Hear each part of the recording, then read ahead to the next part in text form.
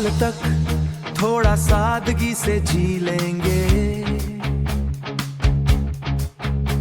ना सोना खरीदेंगे ना शौकों का मेला होगा।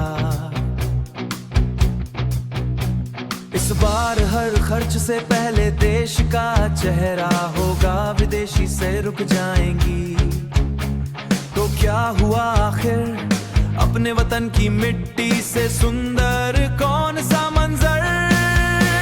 विदेशी चीजों की चमक छोड़कर अपने देश का बाजार सजाएंगे, जो पैसा बाहर जाता था उसे हिंदुस्तान में ही लगाएंगे।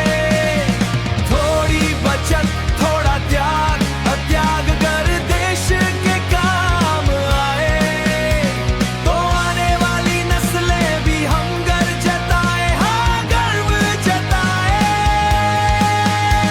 ना बात सिर्फ पैसों की है ना कोई मजबूरी है, ये उस मिट्टी से मोहब्बत की छोटी सी जिम्मेदारी है।